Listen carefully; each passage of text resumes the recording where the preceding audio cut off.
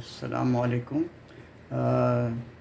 الحمدللہ رب العالمین والعاقبۃ للمتقین ولا عدوان الا علی الظالمین۔ پاکستان منزل بہ منزل فیاض مدثر مبین کے ساتھ یہ ایپیسوڈ آپ کے سامنے پیش کیا جا رہا ہے۔ یہ ایپیسوڈ ہر مہینے کے واقعات پر مشتمل ہوتا ہے۔ یہ ایپیسوڈ جو آپ کے سامنے پیش کیا جا رہا ہے یہ 77واں ایپیسوڈ ہے جو ان واقعات پر مشتمل ہے جو جون 1953 میں پاکستان میں وقوع پذیر ہوئے تھے۔ سامعین اور ناظرین سے گزارش ہے کہ اس ایپیسوڈ کو خود واچ کریں، خود اس کو سرکولیٹ کریں، اس کو ڈسٹریبیوٹ کریں، اور اس کو جو کمنٹس ہوں وہ آپ مجھے فیاض مدثر مبین کو fayazmubeen@gmail.com پہ آپ بھیج سکتے ہیں۔ انشاءاللہ تعالیٰ آپ کے جو پازیٹیو کمنٹس ہوں گے وہ ان کو انکارپوریٹ کیا جائے گا تاکہ اس پروگرام کو بہتر سے بہتر کیا جا سکے۔ جون 1953 کا سب سے اہم واقعہ یہ ہے کہ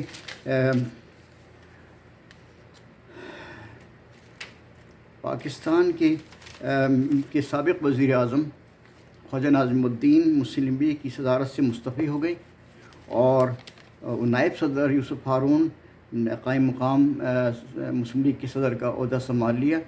یہ تبدیلی اس لیے وقوع پذیر ہوئی تھی اس لیے کہ ملک غلام محمد نے نہایت غیر آئینی اور نہایت غیر ذمہ دارانہ کام کیا تھا، اور ایک غیر نمائندہ آدمی کو واشنگٹن ڈی سی سے بلا کر، جس کا نام محمد علی بگرا تھا، اس کو وزیر اعظم بنا دیا تھا، جبکہ وہ قومی اسمبلی کا یا پاکستان کی دستور اسمبلی کا ممبر بھی نہیں تھا۔ اس قسم کی یہ پہلی کارروائی تھی جو پاکستان میں کی گئی، جس کے بعد سے جو حکومت کے جو اکابر ہیں ان کی طرف سے مستقل اس قسم کی حماقتوں کا ظہور ہوتا رہا، اور جو آج صورتحال ہے وہ وہاں تک پہنچ گئی۔ یکم جون 1953 کو پاکستان کا عارضی آئین کو تیار کرنے کے لیے برطانوی ماہر قانون کی خدمات حاصل کر لی گئی تھی، لیکن پاکستان کی سیاسی جماعتوں نے یہ بتایا تھا کہ پاکستان کی سیاسی جماعتیں خود اس قابل ہیں کہ وہ پاکستان کا آئین تیار کر سکتی ہیں۔ 5 جون 1953 کو لندن میں وزیر اعظم پاکستان محمد علی بگرا اور پنڈت نہرو کے درمیان غیر رسمی کانفرنس شروع ہوئی، جس میں کشمیر کا موضوع جو ہے زیر بحث آیا، لیکن نہرو کی ہٹ درمی اور ضد کی وجہ سے وہ حل نہیں ہو سکا، اور وہ آج تک 73 سال گزرنے کے باوجود بھی وہ جو ہے کشمیر کا موضوع کا جو ایشو ہے وہ ابھی تک اپنی جگہ پر برقرار ہے۔ یہ بڑی افسوس کی بات ہے، اور اس سے ظاہر ہوتا ہے کہ بھارت کس قدر غیر ذمہ دارانہ طریقے سے اپنی سیاست چلا رہا ہے اور اپنی سفارتکاری چلا رہا ہے، جس میں اصل میں گزارش یہ ہے پاکستان کے سفارتکاروں سے کہ وہ ان کو بہت ویجیلنٹ اور بہت زیادہ محنت کرنے کی ضرورت ہے تاکہ بھارت کی مکاری سے اور عیاری کا مقابلہ کیا جا سکے۔ 8 جون 1953 کو بلوچستان میں تیل نکالنے کی ایک کمپنی نے گیس کے ذخیرے کا تجربہ شروع کیا، اور گیس نکل آئی وہاں سے بلوچستان سے، لیکن وہ ابھی ابتدائی پوزیشن میں تھی، ابتدائی اسٹیٹس میں تھی۔ آہستہ آہستہ وہ ڈیولپ ہو گئے، وہ جو گیس فیلڈ بنائی گئی تھیں بلوچستان میں۔ 17 جون 1953 میں مرکزی حکومت نے کراچی میں شمالی ناظم آباد کی توسیع اسکیم کی منظوری دے دی۔ یہ شمالی اسکیم نارتھ ناظم آباد کہلاتا تھا، اور اس کو پہلے ناظم آباد بنی تھی بستی جو کہ لیاقت آباد کے شمال میں تھی، اس کے بعد نارتھ ناظم آباد کے شمال میں ایک اور بستی بنائی گئی جس کا نام نارتھ ناظم آباد رکھا گیا، جس میں لوگ پھر آباد ہوئے اور بڑی اس میں برکت اللہ تعالیٰ نے ڈالی۔ 21 جون 1953 کو ملک فیروز خان نون کو اتفاق رائے سے پنجاب مسلم لیگ کا صدر منتخب کر لیا گیا۔ ملک فیروز خان نون ایک پرانے سیاستدان تھے مسلم لیگ کی، اور وہ مختلف قسم کی عہدوں پر فائز رہے تھے۔ آخر میں 21 جون 1953 کو ان کو پنجاب مسلم لیگ کا صدر منتخب کر لیا گیا، اور اسی کے ساتھ ساتھ وہ پنجاب کے گورنر بھی منتخب ہو گئے۔ 28 جون 1953 کو میٹرک تک حساب، سائنس اور انگریزی کے علاوہ تمام مضامین کا ذریعہ تعلیم اردو ہوگا۔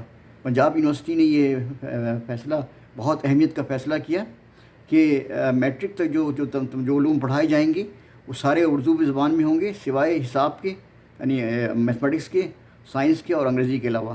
یہ بہت بڑا قدم تھا، اور یہ ان لوگوں کو سلام پیش کرنا چاہیے کہ لاہور میں اور پنجاب یونیورسٹی نے اردو کی خدمت کی اور اردو کی سرپرستی کی، جس کی وجہ سے اردو کا چلن پنجاب میں بہت اچھا ہو گیا اور ابھی تک چل رہا ہے وہ سلسلہ۔ 24 جون 1953 کو مسٹر رضا کو مصر اور ایم اے بیگ کو ترکی میں پاکستان کا سفیر مقرر کر دیا گیا۔ یہ نئی تقرریات تھی، اس سے پہلے جو سفیر تھے وہ اپنی مدت ملازمت پوری کر کے واپس پاکستان تشریف لے آئے تھے۔ 24 جون 1953 کو ہی کراچی میں گرمی کا 100 سالہ ریکارڈ ٹوٹ گیا اور درجہ حرارت 46 ڈگری یعنی 116 ڈگری فارنہائٹ تک پہنچ گیا۔ عام طور پر کراچی میں 30 سے 35 کے درمیان ٹمپریچر رہتا ہے، لیکن یہ اتفاق ہے کہ یہ 24 جون 1953 کو جو ٹمپریچر تھا، درجہ حرارت تھا، وہ 46 ڈگری تک پہنچ گیا تھا۔ 25 جون 1953 کو امریکی صدر آئزن ہاور نے پاکستان کو 10 لاکھ ٹن امریکی گندم جو ہے وہ تحفے کے طور پر پیش کی اور اس کی معاہدے پر دستخط کی۔ اس کے لیے امریکہ نے کوئی معاوضہ وصول نہیں کیا، اور یہ ان کی بڑی مہربانی اور بڑی اس کی عنایت تھی کہ 10 لاکھ ٹن گندم پاکستان کو بغیر کسی کاسٹ کے دیا گیا ہے۔ 26 جون 1953 کو پاکستان کے نئے وزیر اعظم محمد علی بگرا نے پاکستان کی پالیسی سٹیٹمنٹ دی، اور انہوں نے کہا کہ پاکستان نے ریاست حیدرآباد پر بھارت کے قبضے کو ناجائز اور انلیگل ڈکلیئر کر دیا ہے، اور وہ پاکستان اس کو تسلیم نہیں کرے گا، اور اسی طرح کشمیر کو بھارت کو خالی کر دینا چاہیے، اس لیے کہ کشمیر پہ بھارت کو کوئی حق نہیں ہے، اور کشمیر میں مسلمانوں کی 90% آبادی ہے، اس لیے جس معاہدے کے تحت پاکستان کا قیام آیا ہے، یعنی مسلم میجورٹی جو علاقے ہیں وہ پاکستان کو دی جائیں گے، اور غیر مسلم میجورٹی ہندو میجورٹی علاقے جو ہیں وہ بھارت کو دیے جائیں گے۔ اسی لیے یہ نئے وزیر اعظم نے بھی یہی اسٹینڈ پوائنٹ پیش کیا، اور اسی پہ کارآمد رہے وہ، اور اسی پہ انسسٹ کرتے رہے۔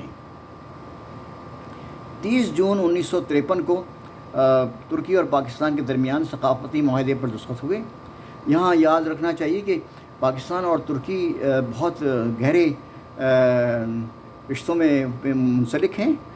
اردو اور ترکی ہم سسٹر لینگویجز ہیں، اور ہم لوگ اور ترک ایک ہی قسم کے سسٹمز میں چلتے ہیں۔ ہمارے کھانا پینا، لباس، ہمارا عبادت بھی تقریباً ایک جیسی ہے، اس لیے ترکی ہمارے دل میں ہے، ترکی ہمارے قلوب میں ہے، ہم اس کی عزت کرتے ہیں بہت۔ 24 جون 1953 کو راجہ غضنفر علی خان کو بھارت میں پاکستان کا ہائی کمشنر مقرر کیا گیا ہے۔ یہاں یہ بات یاد رکھنا چاہیے کہ جو کامن ویلتھ کنٹریز ہیں ان میں جو سفیر ایک دوسرے ملک میں جاتے ہیں ان کو ہائی کمشنر کہتے ہیں، اور جو سفیر دوسرے ملکوں میں جاتے ہیں ان کو سفیر کہا جاتا ہے۔ اس لیے بھارت میں، چونکہ بھارت برٹش کامن ویلتھ کا ممبر ہے اور پاکستانی برٹش کامن ویلتھ کا ممبر ہے، اس لیے جو سفیر مقرر کیے جاتے ہیں پاکستان اور بھارت میں وہ ہائی کمشنر کہلاتے ہیں۔ راجہ غضنفر علی خان نے اپنا عہدہ 1 جولائی 1955 کو سنبھالا، اور اس عہدے پر 1956 تک قائم رہے۔ راجہ غضنفر علی مرحوم کی وفات 17 اپریل 1963 کو ہوئی۔ انہوں نے بڑی پاکستانی خدمت کی، اللہ تعالیٰ ان کے درجے بلند کرے اور ان کی قبر کو نور سے بڑھ دے۔ میں یہ تفاصیل آپ کے سامنے جون 1953 کی آپ کے سامنے پیش کی۔ اللہ تعالیٰ سے دعا ہے کہ اللہ تعالیٰ یہ ہمیں اس کو ترویج کرنے کی، اس کو پروپیگیٹ کرنے کی، اس کو پھیلانے کی توفیق عطا فرمائے، اور پاکستان کی حفاظت کرنے کی اور پاکستان کی ترقی اور کامرانی کے لیے کوشش کرنے کی توفیق عطا فرمائے۔ پاکستان پائندہ باد۔